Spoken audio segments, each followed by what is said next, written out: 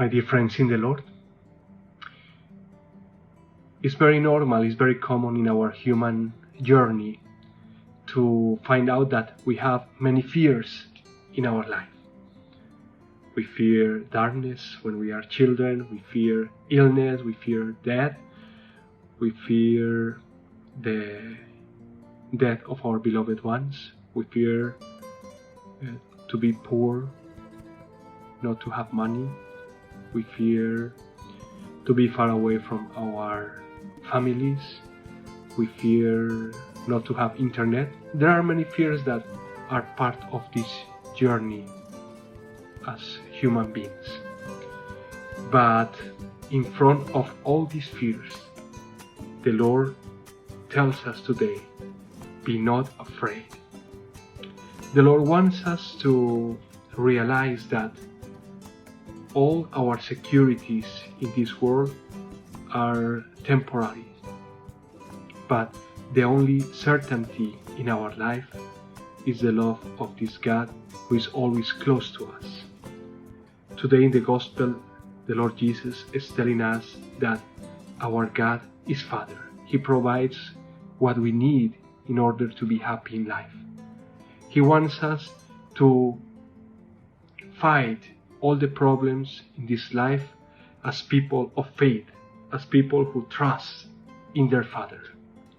Sometimes we put our trust in many other things, in our money, in our wealth, in our health, in our fame, in our look, in our jobs, in our families. But we come to realize that maybe all these realities, although are good and necessary while we are in this world, are not eternal. So the Lord Jesus wants us to realize that the only eternal truth and our only eternal security is our faith in this God who is Father. My dear brothers and sisters, I invite you on this day to evaluate yourself, to think about your own fears.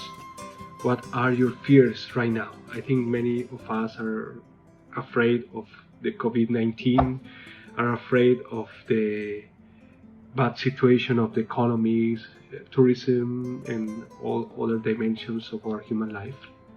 But these fears reflect on our lack of confidence in the Lord.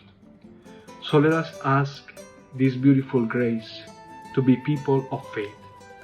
Faith is not the insurance that will prevent us from suffering.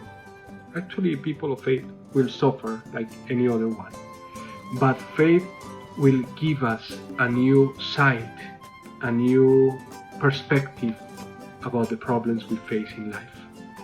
And this perspective is to recognize that we already know the end of the story. Jesus is risen. Jesus has overcome death and sin.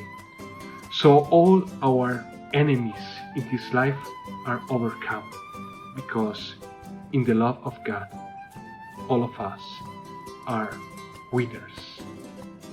May the Lord bless us and give us the confidence to trust and to put our life, to invest our lives in the path of faith as Jesus taught us.